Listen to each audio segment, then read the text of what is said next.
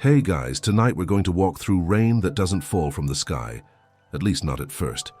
We're traveling to stone oases, hanging gardens, and temples where even the humidity has a ceremonial function. The story begins with a feather. A simple feather waving in the morning air as if searching for something. You are in Tenochtitlan, the beating heart of the Aztec Empire, but right now, you don't know what's going on. There's a haze in the air, and the sounds of the city are muffled as if everyone is whispering. The first rays of sunlight hit the mirror-like lake surrounding the city as you walk along one of the raised walkways, listening to your damp footsteps echo in the canals, and that's where you see them. Priests in red and gold robes standing in a circle on top of a temple. They're standing still, very still. They're all holding long feathers like the needles of a spiritual clock pointing to the sky. Macaw feathers, quetzal feathers, duck feathers, each one swaying with tiny movements, guided by the lightness of the air. So before you get comfortable, take a moment to like the video and subscribe, but only if you genuinely enjoy what I do here. Let me know in the comments where you're watching from and what time it is there. Now dim the lights, maybe turn on a fan for that soft background hum, and let's ease into tonight's journey together. You approach. No one speaks. You think about coughing, but even the wind seems to respect the silence. A young novice finally breaks the tension with a whisper. Feathers don't lie. If they tremble in the right direction, we'll have rain before sunset.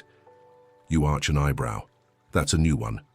Instead of modern measuring instruments, the Aztecs relied on the relationship between wind, humidity, and feathers. It was as if the entire city was tuned like an instrument, with every breath of air carrying a meaning. And these feathers, carefully selected for their texture and weight, became weather indicators. Stiffer scarlet feathers absorbed water slowly. Hummingbird feathers dried almost immediately. And quetzal feathers? Well, those seem to dance on their own, even when the air seemed still. Historians still debate whether these methods actually worked, or whether they merely served to reinforce the priest's authority over the climate, and consequently, over people's lives. But you're here, you see, and the truth is the feathers ruffle. A priest approaches and hands one to you. It's blue with hues that range from the morning sky to the reflection of a puddle after rain. He says, "Hold it tight. Let the feathers show you the time." You laugh, but hold it in. And for an instant, you swear you feel the feather vibrate. Around you, the first drops of dew evaporate in the rising heat. A distant sound, perhaps a flute, escapes from the market below. And in that moment, on top of a temple between clouds and water mirrors, you begin to understand. Here, rain is more than water. It is presence, it is warning, it is divine response. An interesting fact, feathers were also used in ceremonial crowns, and as part of the tributes offered to Tlaloc, the rain god. But some were not just ornaments, they were tools. A kind of ancient barometer that depended as much on nature as on belief. In the corner of the temple, there is a table covered with feathers arranged by color, size, and flexibility. A system of their own. Some are dry, others slightly damp. Each group indicates a different forecast, as if you were looking at a weather report, only made of birds. An older priest kneels down and begins to blow on one of the feathers. You notice a pattern. He blows hard, waits, then watches the vibrations at the base of the feather. You don't understand what it means, but from the old man's expression, it seems like he's seen good news, light rain. Maybe in the evening. You walk down the temple slowly, still with the blue feather in your hands, feeling part of a strange and beautiful system, where nature and faith converse through small, colorful vibrations. And as you walk away, one last feather breaks free from the top and floats down to land on your shoulder. She is dry, for now. You are still holding the blue feather. It doesn't seem as vibrant as it once was, but perhaps that's just your imagination slowing down in the rising morning heat. As you follow the causeway that runs through the center of Tenochtitlan, the surrounding landscape seems to slowly wake up. Canoes glide gently along the canals, vendors set up their stalls, and children run between columns, playing what looks like an Aztec variation of tag, only with corn. But your focus is elsewhere, a circular building decorated with sculptures that resemble drops and clouds. One of the priests you met earlier beckons you from inside. You follow him. This is the Tonalpohualli, the sacred calendar.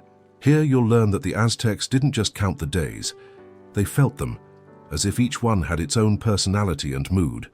And in this particular place, priests cross-reference days with ancient weather patterns, consulting archives that mix pictograms, feathers glued to codices, and bluish ink stains that form when moisture hits documents. You run your fingers over one of these pages and feel the wrinkled texture of the amate paper, made from tree bark. Some of the spots are soft, others so dark that it seems as if the rain still lives there, stored in the paper. A soft-spoken priestess approaches with a staff covered in small bells and a feather at the end. She closes her eyes and swings the staff in slow circles. As the bells tinkle in harmony with the breeze coming off the lake, she murmurs, "The day cries before the rain." You don't know if she's being poetic or literal, but in the background, the sky begins to change hue. The Aztecs believed that certain days brought with them a greater chance of rain. This was no idle superstition. It was based on years of observation. The Xiuhpohualli solar calendar and the Tonalpohualli ritual calendar combined to predict the cycles of nature. Days ruled by Tlaloc, for example, came with a built-in chance of divine drizzle.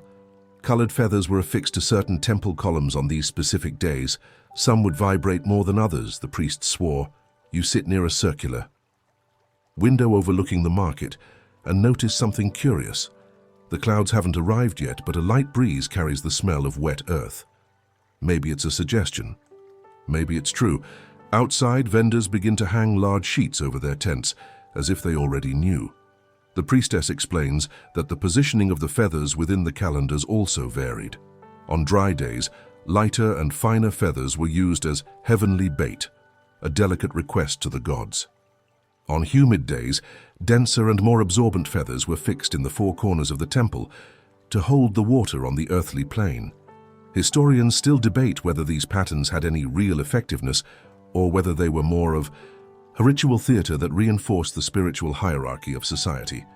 But you are here, and you see the care with which these feathers are treated, each one placed in the right place with almost mathematical intentions. The priestess then points to a panel in the background, made of volcanic stone with intricate carvings. It marks one of the most important annual rain cycles, which begins with an eclipse and ends with an offering of wet feathers. "You may laugh, traveler," she says with a calm smile, "but when these feathers are right, even birds fall silent." And at that moment, as if to prove her point, the sky darkens slightly. You notice that the feather in your hand feels heavier. The breeze has died down, and in the distance a discreet thunder purrs like a lazy warning. You thank him for his explanation and say goodbye, taking with you a piece of Aztec logic, one that mixes astronomy, natural observation, and, of course, a bit of poetic theater. As you walk back through the temple, a young apprentice runs past, holding a basket full of carefully gathered feathers. He doesn't notice you, but you hear a whisper coming from inside the basket, a faint rustling sound, as if the feathers were talking to each other. You follow in the footsteps of the young apprentice, curious as to where he will take that basket full of whispering feathers. The trail leads you to one of the quietest places in Tenochtitlan, a small temple hidden within moss-covered walls, known by locals as the House of the Speaking Water. It's a strange name, but when you cross the threshold of the temple, you begin to understand. The air is humid. It all sounds like it has a fog filter over it. Each step you take echoes lightly, muffled, as if you were walking inside a drop of water. The walls are painted with wavy blue shapes, and strands of soaked feathers hang from the ceiling, dripping gently. Some still drip into stone basins, and the repeated sound of these drops sounds like a secret language. You approach one of the basins. The sound of water falling over the stone creates an irregular rhythm, a kind of chaotic but mesmerizing beat. A priest, sitting in a meditative position, his eyes closed, murmurs something as each drop flows. It seems he is interpreting. Yes, that's right. He's listening to the weather. The Aztecs believed that water spoke to those who listened. In temples like this, priests developed a sensory practice. They not only observed the signs of nature, but trained their ears to recognize patterns in the drops, in the sounds of feathers being touched by the wind, and even in the echoes coming from wet walls. It was an acoustic meteorology, something between empirical science and auditory mysticism. An interesting fact: in certain rituals, priests would hang feathers in specific rows and let them soak naturally. Then, they would note the sound they made as they dripped. This was not done randomly. Each type of feather produced a slightly different note, like natural musical instruments. Macaw feathers, for example, produced a lower-pitched sound. Duck feathers, on the other hand, produced a higher-pitched sound. You sit beside the priest without saying a word. He opens his eyes, looks at you briefly, and returns to his meditation. He then points to a small, smooth stone on the ground, where there is a single feather, balanced delicately on a steady drop. It sways back and forth almost imperceptibly. You watch in silence. The next drop flows faster. Then, 2 in a row. The sound changes. The priest is writing something down on a piece of amate paper, attached to a wooden clipboard. You peek at it discreetly. It's symbols, not words, but from the pattern it looks like some kind of sheet music, as if he's recording the music of the rain before it even happens. "Today," he whispers, "the god is sleepy, the rain will be brief." You try to hold back your laughter, but the truth is, part of you wants to believe it. Historians still debate whether these methods served merely as aesthetic rituals, intended to reinforce the solemnity of the predictions, or whether there really was some interpretable pattern between the sounds of water and changes in the weather. Some argue that they were a primitive but effective way of cross-referencing sensory signals with accumulated experience. You stay there for a while longer, taking in the surroundings. The breeze from outside enters through the side windows and makes the feathers hanging from the upper beams dance gently. The sound of the drops changes, higher pitched, faster. The priest sighs. "It's changing," he says, more to himself than to you. And, as if the whole city agrees, distant thunder responds with a lazy growl. You stand up slowly, trying not to make any noise with your wet feet on the stone floor. The sound of wet feathers seems louder now, more agitated. Outside, the sky is darkening, and you begin to understand that here, feathers are not just symbols. They are instruments, voices, oracles, hanging between the divine and the everydays. You walk out of the temple. One last drop falls straight onto your forehead. It's not from the rain, it's from a feather above the door. But still, you feel like it was a warning. The city is more alive now. Sounds have become more intense. The rhythmic beat of distant drums, the shrill cry of a vendor offering spicy tamales, and the constant murmur of the lake waters that surround Tenochtitlan. But one thing stands out amidst this organized chaos: the Texcoco market. You walk there guided by the scent of vanilla, which the merchants spread in the air to attract buyers. There are flowers, grains, fabrics, and feathers. Lots of feathers. Unlike the silent, humid temples you've visited, here everything is noisy, colorful, pulsating. Feathers of all kinds are piled, hung, fanned like sacred fans by calloused hands that understand more about the climate than you'd imagine. You approach an elderly saleswoman with long braids and eyes as sharp as the obsidian knives she hides. Under her desk, she stares at you for a second as if she knows you're new here. Without saying anything, she holds out a long hummingbird feather, extremely light, almost translucent, with green and lilac reflections. "This one," she says, "isn't for memorization. It's for knowing when the rain is lying." You laugh. She doesn't. She shows you a series of feathers arranged in wooden boxes. Some are rigid, others look like vegetable foam. She blows on each one by one. The duck's feather vibrates. The quetzal's feather spins in place. The scarlet ibis feather just sways like a bored leaf. Each type of feather was used by the Aztecs for different interpretations of the weather. Hummingbird feathers, for example, were reserved for moments of doubt, when the temple's predictions and nature's signs disagreed. It was like a technical tie in downy form. You learn that traders also made predictions not for religious ceremonies, but to predict whether business would be good or whether they should cover their stalls early. They used small samples of colored feathers attached to strings which they left hanging at the entrances to their stalls. When the wind blew irregularly and the feathers rattled against each other, it was a sign of sudden rain. When the feathers simply didn't move, it was best to sell what they could and run. An interesting fact, the feathers used in the market often came from distant regions, brought by traders who crossed jungles and deserts. Some feathers, such as those from the pink flamingo from the coast, were so light and porous that they absorbed the humid air even before the clouds arrived. Traders believed that these feathers smelled the rain before it arrived. You try to do the same. The saleswoman hands you a feather and asks you to hold it between your fingers for a few minutes. She then observes the shine of the feather in the sunlight, analyzes its curvature, and finally says, "You'll get rained on before you get to the other side of the lake." Historians still debate whether this reading was just a sales gimmick, or whether traders actually cultivated empirical knowledge from observation and oral tradition. Some argue that certain markets developed their own weather languages, slang and terms specific to feather and wind patterns. As you walk between the stalls, you start to notice this. A vendor shouts, "Curto penacho, it's going to fall," out of nowhere, and another responds, "Hummingbird in the afternoon, it's just a scare," as if they were commenting on the weather with secret codes. Then you see something unusual, a child holding a blue feather attached to a string. She runs around the market as if it were a handheld kite. When the feather vibrates too much, she shouts, "Mommy, it's going to rain," and laughs. Her mother pulls her by the hand with a look of complete innocence.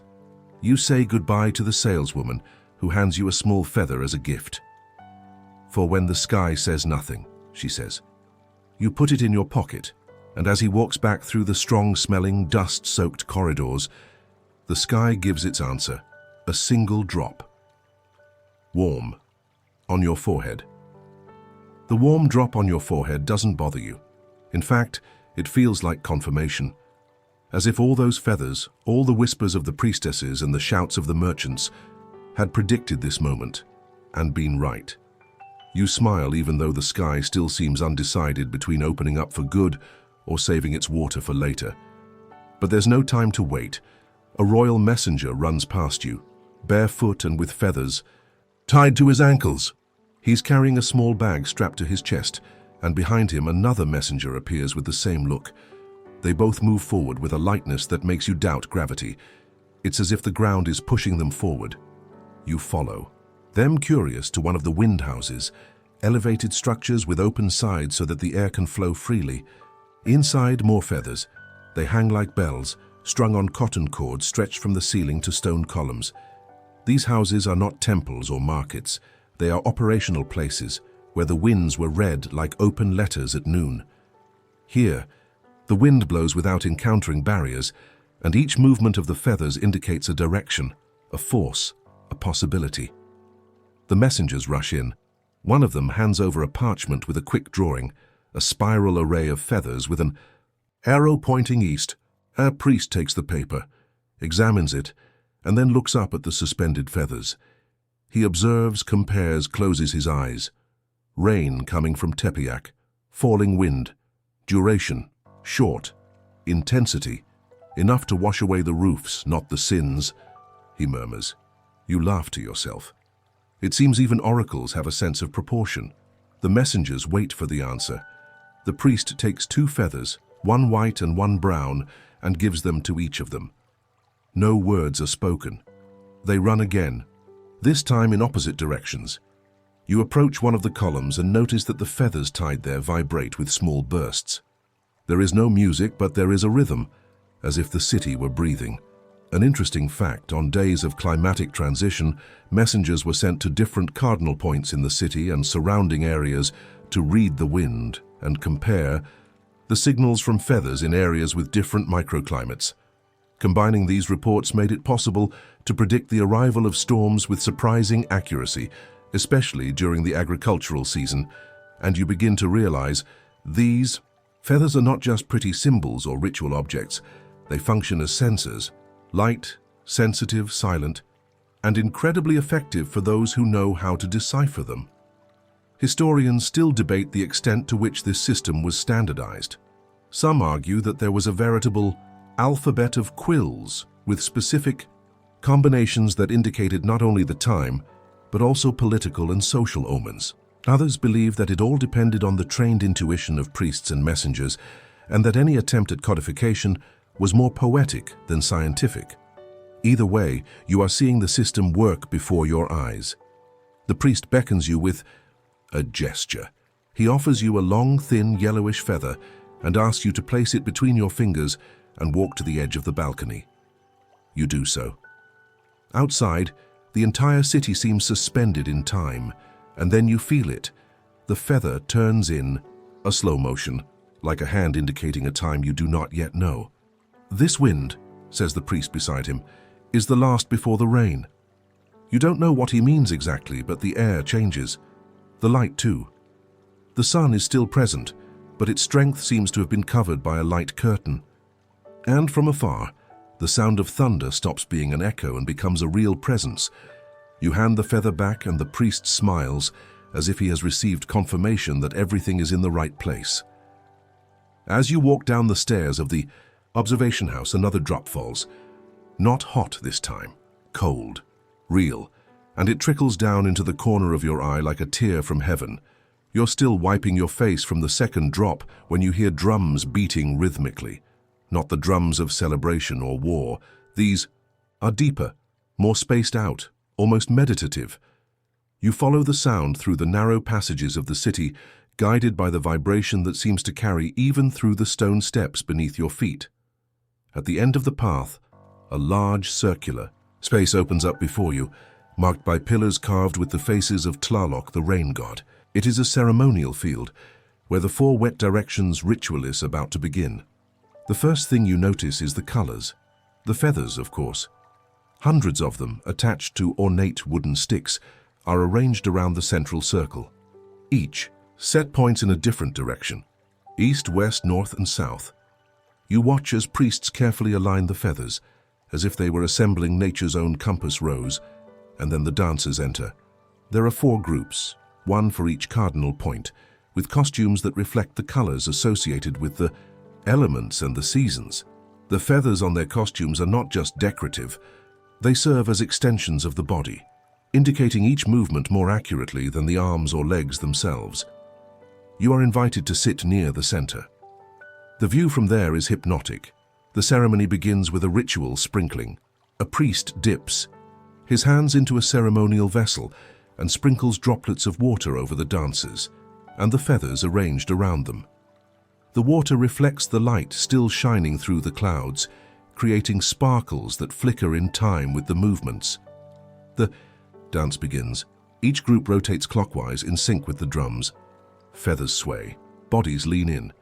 The sounds of the city outside fade away. It's like watching a choreography written by the wind. Fun fact: the Aztecs believed that dancing with feathers was a way to tune the body to the moods of the gods. Poorly executed movements could mean that rain would come in the wrong way, or worse, that it would hail instead of fresh water. You notice a priestess in the center of the circle. She holds a thick black feather about the size of your arm. This feather is slowly rotated over a pool of water placed on the ground. Each reflection it produces is read as a sign from the surface. Some priests note the formations that appear, others simply watch motionless. Historians still debate whether the mirror was used as a simple reflection or whether it was actually believed to show the wish of heaven. Modern theories suggest that this practice may have served as a prototype for early atmospheric mapping, analyzing the interaction between wind, humidity, and light. You don't even realize how much time passes.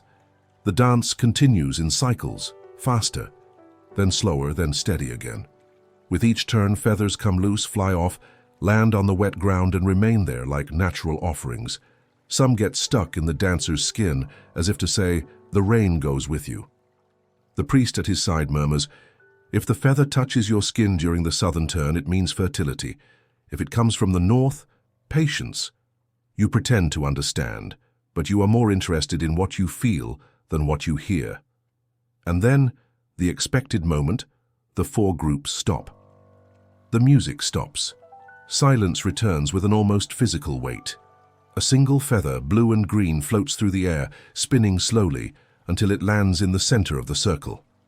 Everyone looks, and, As if the sky respected the choreography, it finally opens. The first drops are light and spaced out. But soon the rain becomes constant, steady and abundant. The feathers on the ground get soaked. Those still on the sticks create small arcs of color, as if painting the space around them. You stand up, soaked but with a strange sense of relief. The rain was expected, yes, but it was also constructed, danced, sung, led, and around it no one runs. No one takes shelter. Everyone remains there, receiving the rain as a blessing. One of the priestesses approaches and touches his shoulder. With a wet feather. "Now you're in tune," she says. "You believe the rain slows." It doesn't stop. It just slows as if it's breathing along with the city. The drops fall rhythmically, softly, like fingers tapping the surface of a clay drum. You look down at the now soaked ground, where colorful feathers scatter like fallen petals from a mythical flower. But there's no time for contemplation. A young apprentice runs up to you, eyes wide and breathless. He mumbles something and motions for you to follow him, carefully holding a box covered in cotton cloth. Inside, you know, even before you see it, are more feathers. The apprentice takes you to a low square building that stands discreetly on the banks of one of the canals. There are no statues, there are no ornaments, just a dark wooden door and an inscription above it that reads, "Water passes, the punishment remains." It is the Aztecs' archive of rainfall records, a kind of rain library. You step inside and smell an earthy, damp scent of leaves and old paint. Shelves line the stone walls, filled with rolled codices, carved wooden tablets, and ceramic trays, where quills are carefully arranged. This is no ordinary archive. More like a living capsule of time and climate. The apprentice hands the box to a scribe, who smiles reverently, as if receiving an oracle. He opens it. Inside, there are quills grouped by color and type, all damp, and each group is attached to a label with pictograms. The scribe touches one of the quills with his fingertip and makes a note in the nearest codex. He is cross-referencing the current rainfall data with previous records.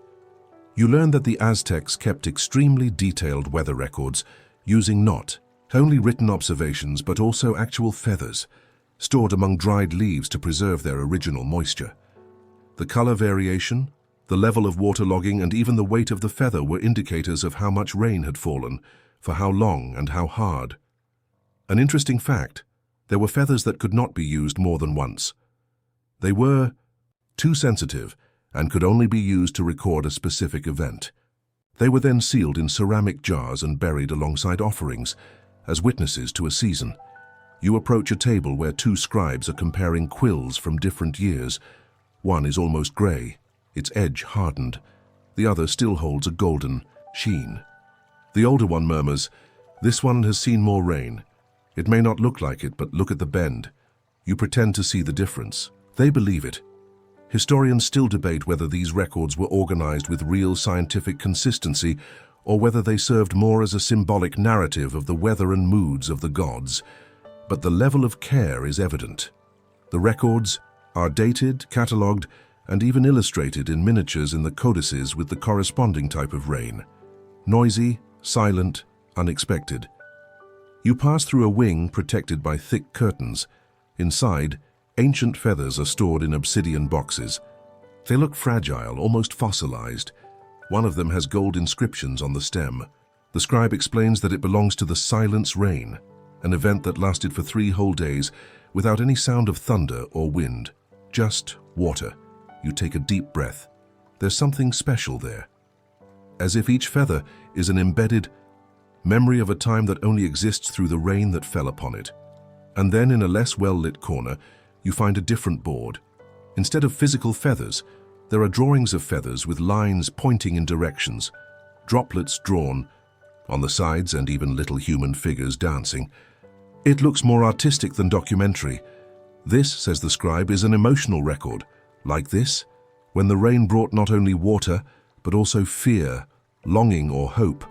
This was recorded here. Feathers that did not dry for days. People who saw dreams sink with the mud. You shut up, you understand. Before leaving, you ask what they do when the rain stops. The scribe smiles and replies, "We keep the feathers, and we wait. The sky always comes back." And as you close the archive door behind you, the sound of the last drops fades away. But now you hear another sound, the soft rustle of feathers drying in the sun. The sun reappears as if apologizing. It appears timidly through the still heavy clouds with a diffuse glow that transforms the wet streets into golden mirrors. You walk slowly, feeling the heat on your shoulders as the humidity rises from the ground in small veils of vapor. And in the midst of all this, the feathers dry. It is at this moment that you hear voices, not those of the crowd as they resume their routines, but older, choked voices arguing under a thatched roof behind the market. You approach and find a circle of elders, sitting on mats, surrounded by feathers, carefully arranged in baskets. They're not just talking, they're debating. In the center of the group rests a single vibrant blue feather, the kind that looks like it was plucked straight from the sky at dusk. One of the elders points at her with a short stick and says firmly, "This one brought more rain than all of Tlaloc's combined." Another rolls his eyes and retorts, "It was just a coincidence. The sky rains when it wants to. Feathers only dance beautifully." You hold back your laughter. But the conversation is serious. They are arguing the real value of blue feathers, whether these feathers really have any special power or whether the status they acquired over time was just tradition inflated by overly poetic generations. You sit at a distance listening. One of the elders tells a story about when he was young and saw a blue feather stop in mid-air, not fall, not fly, just hover for long seconds, just before a storm that flooded half the town's crops. That, he says, wasn't wind, it was warning. Another elder responds with a laugh. Or it was just a bird that didn't know how to let go of the bone. The blue feather remains there in the center, motionless, almost provoking. An interesting fact, blue feathers were often associated with Tlaloc's messengers and with benevolent rain, the kind that came slowly, silently, and made crops grow without causing destruction. Because of this, they gained an almost symbolic value as good rain. Over time, they became sought after, both by priests and merchants, who used them to attract blessings on their products. You look at the feathers in the baskets around you. There are greens, reds, purples, and even blacks, but none of them draw as much debate as the blue one. The sun's heat is now more steady, and one of the blue feathers begins to curl slightly, as if tired of the argument. "See," she answers, says one of the elders. "It responds to heat, not to the sky," retorts another.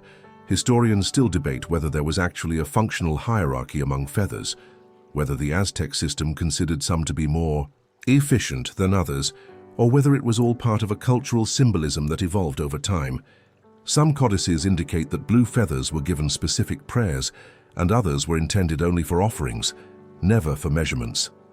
The debate between the elders continues, but something curious happens. A child who had been listening from afar approaches. He holds an ordinary white feather and without saying anything places it next to the blue one in the center of the circle. Everyone looks. The white feather sways in a light breeze that no one feels. The blue one remains still, and then one of the elders smiles. "Maybe we need to listen more to those who don't speak." You get up silently, without breaking that moment that seems sacred for its simplicity. As you leave, you hear someone say, "Heaven has many voices. Not all of them shout." And as you move away, the breeze picks up. You look back and see that the blue feather is now swaying gently, as if it had been waiting for this specific moment to move. You don't say anything, but you understand. The wind takes you on a different path now. You walk along an elevated walkway that spans one of Tenochtitlan's main canals. The sun shines through the scattered clouds, reflecting off the calm waters that flow lazily beneath your feet. Canoes glide by in the distance, some carrying supplies, others simply carrying children who smile at the sky, trying to guess when the next cloud will cry. But it's not the lake that catches your attention now. That's what comes into view. A palace. Not made of solid stone or solid wood, but of platforms on the lake, like a floating island surrounded by small water gardens and ornamental reflecting pools. It looks light, almost temporary, but you learn that within lies one of the greatest mysteries of Aztec ritual engineering, a ceiling made entirely of interwoven feathers. You approach cautiously, expecting to see something decorative. But what you find defies all expectations. The ceiling is actually made of feathers, long dents tied with cotton thread and wax. Each row seems to follow a specific pattern, some with blue hues, others with multicolored stripes. At first glance, it just looks pretty. But then you realize they're moving. Softly, very softly, the feathers sway, not by wind, not by tremor, but by sound. Inside the palace, you hear a constant murmur, the sound of running water piped beneath the structure. The feathers vibrate with this sound, creating small ripples on the ceiling, like a liquid surface suspended above your head. A priest greets you with a slow and serene gesture.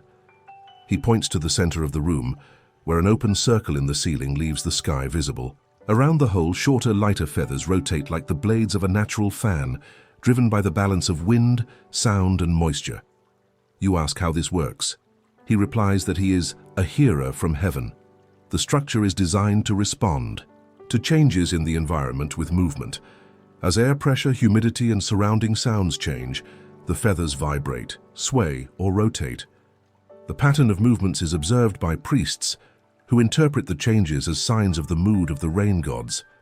An interesting fact, this system was considered so accurate that, in ancient times, it served as a reference point for the other temples and markets in the city. When the palace feathers swayed in a certain direction, everyone knew that rain would come from the east. If they vibrated without direction, it meant instability. The gods had not yet decided. You sit on the palace floor under the living roof. The feathers above you tremble with an almost musical rhythm. There is a lightness in the air, as if the entire space is breathing along with the city. The priest closes his eyes, listens, and murmurs a phrase that you only partially catch. The sky wants to talk. Historians still debate whether this structure had a practical function, or whether it was a ritual space for contemplation. But reports of its effectiveness are so many that some modern scholars have tried to recreate the system with electronic sensors and have not achieved the same result. There is something here that does not fit into formulas. A young priestess appears, carrying a bowl of small, loose feathers. She tosses them delicately into the air, just below the open circle of the ceiling. Some rise, some fall straight down. Some spin, hesitate, then float eastward. The priest writes everything down calmly, as if he were recording the conversation between two old friends, and then he hands you a feather that doesn't move, doesn't even wobble. It just sits there, waiting. Save. That, he says, she'll only speak when it's time to listen. You don't understand, but you accept. As you leave the palace, you look back. The feathers on the ceiling continue to dance. Some almost stop, others speed up. And for a moment you feel as if you are leaving behind a living brain, a thought suspended between earth and sky, made only of feathers, water, and silence. You walk away from the floating palace with slow steps, as if carrying something precious that you don't yet fully understand. The pen given to him rests firmly in his hand, as if he is silent by choice, waiting for the right time to reveal what he knows. The path ahead takes you to a small village on the shores of Tenochtitlan. It is a less ceremonial, more practical place. Here life revolves around land, water, and food, but still rain rules everything, including the simplest rituals. You are greeted by a group of engineers from the empire. Not the engineers you know, with clipboards or calculations, but men and women who have mastered the art of building canals, irrigated fields, and ceremonial systems with near-surgical precision. They lead you to the center of the village, where a new installation is being prepared, a vertical staff with feathers hanging from it by braided threads. This structure is part of a measurement system you haven't seen yet, the ceremonial moisture sticks. Here, everything is based on weight. Engineers attach carefully selected feathers to the rod's threads and record how long it takes for them to drip. Yes, drip. Every drop that runs off the tip of the feather is recorded, measured, and compared to previous data. The time between one drop and the next, the sound it makes as it lands in the ceramic bowl below. It all matters. You watch in silence, mesmerized. They are creating a rain sensory report. An older engineer approaches and shows you a feather. That was used 2 days ago. It is dry now but marked with small lines on its stem, each indicating the time between drops that fell that day. He hands you another feather, freshly used. You can feel that it still has moisture in it. It feels different in your hand, as if the water has left a memory there. An interesting fact: the Aztecs developed weighing techniques with calibration stones and counterweight systems that allowed them to measure the variation in weight of wet feathers with astonishing precision. It was a type of living scale, where each feather spoke through the density of the water it still retained. You witness the beginning of a new measurement. A local priest dips a quetzal feather into a bowl of water collected from freshly fallen rain. He hangs it from his staff and begins to record the time between drops. An assistant records the sound each drop makes. It seems exaggerated, but you soon realize that there is logic to the exaggeration. Historians still debate whether this obsession with detail was a form of ritual precision or a primitive attempt to quantify the weather for agricultural planning. Some argue that these engineers were the first to observe that different types of rain leave different signatures on feathers, depending on the altitude of the clouds, the direction of the wind, and the purity of the water. You touch one of the already heavy feathers. It has stopped dripping. It is dry. But when you touch it, you feel its different texture, harder at the tips, softer at the base. One of the engineers confirms, "This rain came from the north. It always hardens the edges." You smile, trying not to look completely dumbfounded. The final demonstration of the day involves what they call the double response test. Two identical feathers are wetted and hung side by side, one in the sun and one in the shade. The difference between them is noted with the same seriousness as a diplomatic treaty. When the test is over, they gather together to discuss the results. No feathers are thrown away. They are all carefully dried, wrapped in cloth and stored in wooden boxes, with symbols indicating the season, the type of rain and the mood of the sky that day.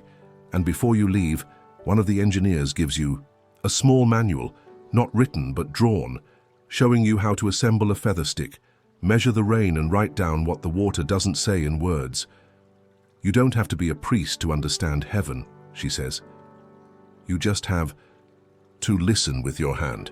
You thank him, and you leave slowly, as if each step could wet the silent feather you still carry in your pocket. You leave the engineer's camp behind and follow a narrow trail that leads out of town. The path slopes gently downward, entering a dense, damp forest where the air tastes of leaves and damp earth. The stones on the ground are still slippery from the last rain, and the only sound now is the sound of small streams hidden among the roots and the occasional flutter of wings among the canopy. You have been instructed to look for a cave. She has no name, she's not on any map. But everyone in Tenochtitlan knows she's there, and knows what happens when someone comes down to her with a feather that hasn't yet spoken. You find the entrance beside a moss-covered rock, where a broken wooden staff serves as a discreet landmark. Inside, darkness swallows you with a quiet gentleness. The floor is damp clay and the ceiling seems to breathe with you. There are small holes in the walls where the wind blows in, creating gentle currents that make everything vibrate, like a giant flute. And then you see in the center of the cave there is a simple structure made of branches and stone. Above it, several feathers are suspended by almost invisible threads. They sway, they spin, some tremble non-stop. You are in the presence of an ancient Aztec prediction method, reading the underground wind through the suspended feathers. There, it is not the priest who speaks, nor the engineer. It is silence that decides. You approach cautiously. The air here is cooler, and the feathers seem to respond with more sensitive movements, as if each flicker reveals a subtle change in the world. Above, a hunched old man, the cave's guardian, welcomes you with a weary but steady gaze. He doesn't speak. He just points to the feather you carry. You hand it over. He carefully ties it to one of the hanging wires. The pen spins once, two, then it spins again in the opposite direction. She's undecided, the old man mutters. You sit, waiting. He watches, writing on a clay tablet with markings you don't understand. Some of the feathers around you sway with a more marked rhythm, as if the wind were challenging them. Others barely move. And some, these are the strangest, seem to vibrate in the center, as if they were snoring. An interesting fact: the Aztecs believed that caves were portals between worlds, places of transition between the visible and the invisible. When suspended inside these caves, feathers not only indicated the movement of air, but also served as conductors of messages between the layers of the cosmos. Their behavior inside the cave was observed with as much seriousness as any solar eclipse. Historians still debate whether these readings were used to predict storms or to interpret political and social omens. Some codices report feathers that would not stop spinning for days, which was interpreted as unstable weather and impending conflict. Others mention feathers that simply fell off the thread, and this was always considered a bad omen. The feather you brought finally stops spinning. The guardian writes something down. Then he removes the feather from the string, blows on it, and hands it back to you. "She doesn't want to talk today," he says calmly. "But she'll remember you were here." You thank him silently. As he prepares to leave, he offers you another feather. This one is black, opaque, with small cracks in the stem. "This one," he says, "has heard too much, but it still hears the wind better than anyone." You keep both, the one that didn't speak and the one that talks non-stop. As you leave the cave, the world outside seems lighter. Light returns, filtering through leaves dripping with the remnants of an ancient storm. And for a moment, as you walk back, you feel the two feathers in your pocket vibrating in opposite directions, maybe arguing among themselves, or maybe trying to tell you that the next rain won't just be rain. You return to Tenochtitlan at dusk, when the city is covered in golden and pink tones, as if the sky had decided to turn to paint. The light hits the damp rooftops and canals that reflect everything like a liquid mirror, making it impossible to tell where the earth ends and the sky begins. And in this almost painted scene, you find an elderly woman sitting in the shade of a large fig tree with a circle of children around her. They are silent, attentive, as if waiting for the exact moment for a revelation. The woman holds a white feather in her hands and speaks in a low but firm voice. You approach carefully, taking your place among the little listeners. She is telling the story of an ancient day long before you arrived, when the gods sent hailstorm in the middle of summer, not as punishment, but as a warning. And according to her, it was the right dance, done with the right feathers, that turned that rain into drizzle and avoided a tragedy. The children seem to already know the story, but they hear it as if it were the first time. The woman gets up, with difficulty, goes to a basket nearby and takes out a set of feathers attached to a simple wooden stick. Each feather has a color: red for fire, blue for rain, yellow for corn, green for the wind. She then slowly performs an ancient dance. Feet barely move, only the arms, which trace circular lines in the air, holding the stick firmly. The feathers follow suit, swaying lightly. Some bump into each other, others just float at their own rhythm. It's simple, but impossible to look away. You learn that. This dance is called Truce of the Gods, a slow and humble choreography that the Aztecs used when they perceived that the signs from the sky pointed to imbalance. It wasn't a plea nor a demand. It was a symbolic reminder that humans also knew how to dance to divine music. An interesting fact: there were records of similar dances being performed by communities in different parts of the empire, always with specific adaptations. Some used feathers tied to their waists, others to their hair, and some even tied to children's ankles, as it was believed that children's laughter, combined with the movement of the feathers, pleased Tlaloc more than any material offering. You watch the children laugh as they imitate the woman's gestures. Their feathers, small, colorful, tied, with strips of fabric, vibrate with misaligned but sincere movements. And there, between the lightness of the dance and the shade of the fig tree, something rare happens. The wind changes direction. The woman stops dancing. She lifts the white feather and lets it float. It spins once, then it slowly slides to the U. North side, as if obeying an invisible command, everyone falls silent. Today the gods accept the truce, she says. You feel a shiver, but not of fear. It's as if you've witnessed something outside of time. A conversation between heaven and earth, mediated by feathers and gentle gestures. Historians still debate whether these truce rituals were common or reserved for critical moments such as prolonged droughts or harbingers of natural disasters. Some suggest that such practices also served as forms of community unification, where the repetition of movements and sounds created a collective harmony, reinforcing social and spiritual cohesion. The woman approaches you. "You're sorry you don't talk, aren't you?" she asks, looking straight at your pocket. You nod, surprised.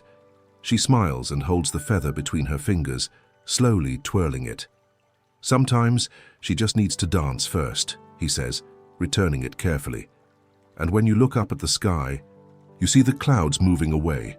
Night begins to fall, but not in a hurry, with serenity, like a feather that finally found the right air to float.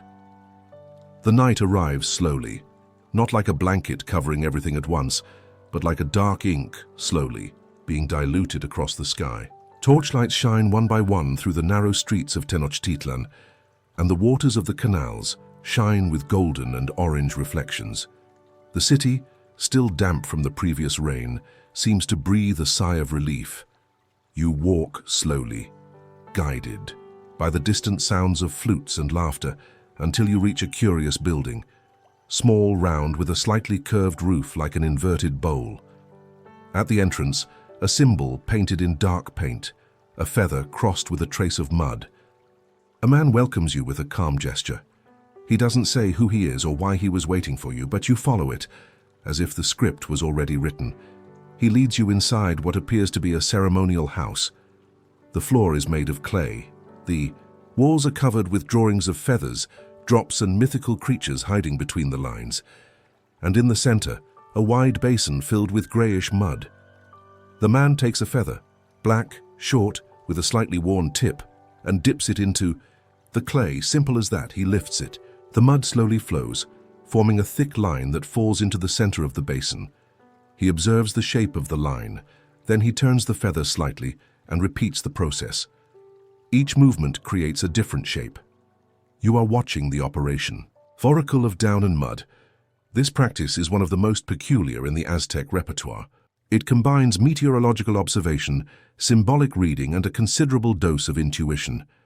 The mud is removed after the first rains of each cycle, as it is believed that it absorbs the intention of the heavens. The feathers, when dipped and raised, carry this weight outwards, and the priests read the resulting patterns as if they were divine messages. You are invited to try. A priestess hands you a brown feather with golden highlights and points to the basin. You dip it in carefully, feeling the resistance of the cold, thick mud. When you lift it, the feather feels heavier, as if it has sucked memories from the soil. You turn it over, letting it drain. The mud falls in a spiral pattern, and everyone around murmurs something low, almost in reverence. "An omen of slow change," says the man. "Rain that comes and stays, good for the corn, bad for the roofs." You smile, surprised at the almost poetic accuracy of the prediction. An interesting fact, the use of mud for oracles was not exclusive to the Aztecs, but among them, the combination with feathers was unique. It was believed that the mud, coming from the earth, spoke the language of men, while the feather coming from the sky and from birds, messengers of the gods, translated this speech into something comprehensible to the spirit. Historians still debate whether these oracles had real value in practical predictions or whether they functioned as mechanisms for collective decision-making, creating an appearance of certainty in situations where empirical knowledge was not yet sufficient. You watch as other people participate, each with a different feather, each creating unique patterns, a circle, a straight trail, a shapeless blur, and everyone is taken seriously. The mud, as simple as it may seem, becomes a mirror of uncertainty and of the silent hopes that each one carries. Before leaving, the priestess dips the same feather you used one last time and hands it to you wrapped in cotton cloth. "She carries what you asked for," he says. "You don't remember asking for anything, but maybe I have, in silence. You leave the house with the sky completely dark now, but there is no fear. Only the sound of the crickets, the damp smell of the earth, and the slight impression that, between the sky and the ground, the feathers know more than you. The cloth around the feather is warm, not from external heat, but as if it has retained some of the energy of the place it came from. You hold it carefully as you walk through the now sleeping streets. The city is quieter, interrupted only by the occasional creak of wood, the sound of water running through canals, and the occasional whisper from half-open windows. You walk to a place that no one has pointed out to you directly, but that seems to beckon you. A low building with a thatched roof and a single circular opening at the top, through which the moonlight enters in a direct beam. On the floor, a pattern of rounded stones forms a concentric spiral that leads to the center of the room. And that's where you see it. A small mosaic of feathers fixed to the floor, forming designs that only make sense when seen from above. Welcome to architecture of leeks and omens. This place is not a temple, nor a house. It is a reading structure. Here every thatched roof tile, every hole in the roof, every crack in the stones has a function. The gutters were positioned with intention so that the rainwater, when it falls, hits specific feathers arranged on the floor. The pattern that forms over time, wet, dry, dripping, running, is analyzed with the same care one would give to a star map. You sit on the edge of the circle. The room is almost dry, except for a blue feather in the center, still damp. Around it, other feathers, green, white, brown, are dry or partially wet. There are marks where the water has fallen, lines of runoff that touch the feathers with more or less intensity. It's as if each drop had a private conversation with each feather. An old man enters silently. He doesn't say his name, just joins you on the ground, crossing his legs. With a thin twig, he draws lines between the wet feathers, connecting them. There's another one coming, he says, but not like the last one. You ask how he knows. He points to a black feather, isolated in the corner, dry with a line, of water that ran outside it without touching it. She stayed out. That means it won't be a rain shower for everyone. You frown. He smiles. Sometimes the sky chooses where to fall, and where not to fall too. An interesting fact: some Aztec buildings, especially in regions linked to ritual agriculture, were designed with specific slopes and precise holes in the roof to guide rainwater. Each gutter was a reading point, and the feathers worked as visual and tactile sensors to interpret the type, strength and direction of the rain. It was functional and symbolic architecture at the same time. Historians still debate whether this type of reading was used for large-scale agricultural decisions or whether it was limited to local interpretations. There are records that certain planting cycles only began after a certain feather received 2 drops in the space of 3 nights. You watch as the moon slowly moves and a new beam of light hits a yellow feather in the corner of the circle. It glows for an instant. And then you hear it. 1 drop. Alone. It drops from the ceiling with precision and lands directly on the blue feather in the center. The feather vibrates. A soft impact sound echoes through the room. Not loud, but deep, as if each feather has a bell inside. The elder mutters, "That was to warn. The next one will be to act." You don't fully understand, but you don't feel the need to understand either. Just to be there, to witness. Before leaving, he hands over a dry feather, with a thin line of clay on the tip. This feather has already heard the ground. It needs to hear the sky. You appreciate it. It's light, but it feels important in your hands. As you leave the building, the city breathes again behind you, and you realize that even now, under the clear sky, there are signs everywhere. The silence between 2 drops, the place where water runs off and where it avoids, and always, always, the sound of feathers telling you what's coming, even if you don't yet understand the language. The city sleeps. The torches have been extinguished, the canals are quiet, and even the birds that have been singing all day seem to be holding their breath. You walk along the banks of the grand ceremonial square, where the stones still carry the gentle warmth of the sun that left just a few hours ago. All is serene, and yet there's something in the air, a kind of silent anticipation, as if the sky itself is holding its breath.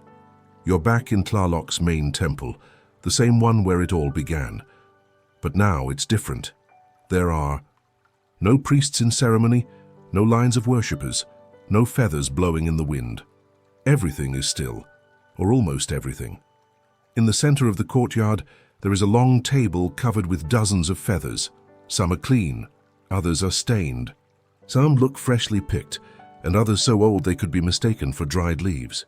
And you realize these are the feathers that flew alone. They say that sometimes when no one is looking, a feather escapes. It breaks free from the altar, the staff, the string.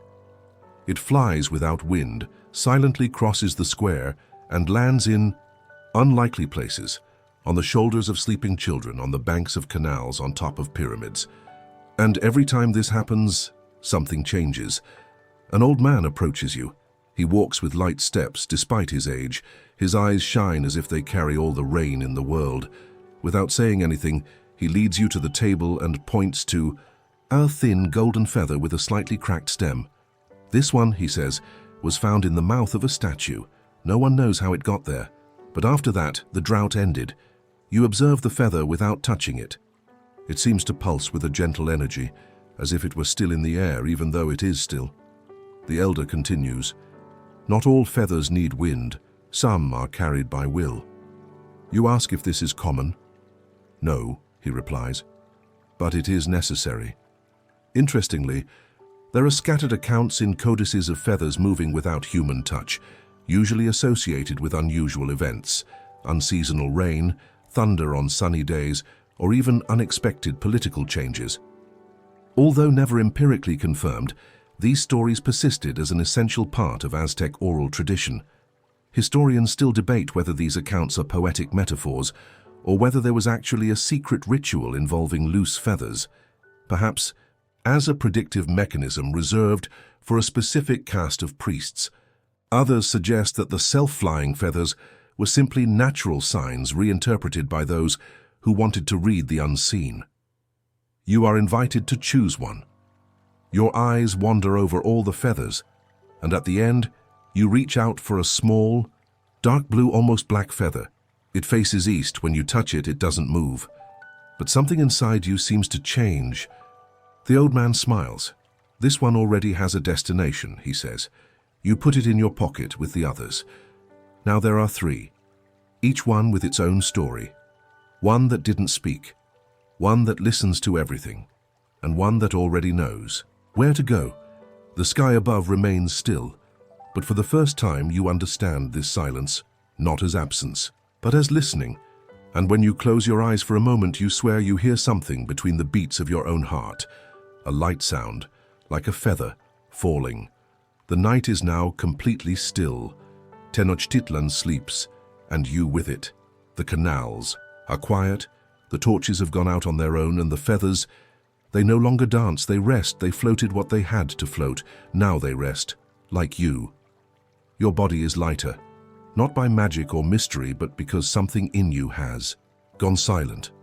A part that used to try to understand everything, measure everything, control everything. And today, if it just listened. The sky is still there above you, but it is no longer a distant ceiling. It is a quiet companion, an old friend who speaks with long pauses, with spaced drops, with loose feathers that land where they need to. Without haste, without noise. You are lying now, perhaps on a mat, perhaps just thinking. But you feel the weight of the day running off, like those ancient drops on the feathers of priests. And everything around you, the clay, the moss, the fresh early morning air, seems to say to you, "You have come this far. Now it is time to stop. Maybe the next feather will speak, maybe not, but she will be with you, and that is enough." So take a deep breath. Let the thoughts flow like water. Allow the silence of the city, the echo of the caves, and the whisper of feathers to stay with you a little longer. You are safe. The world is quiet, and the sky above watches over your rest with eyes made of cloud and wind. Good evening, traveler. May. Your dreams today come with soft drops and light feathers. Tomorrow perhaps they will dance again, but for now, just sleep.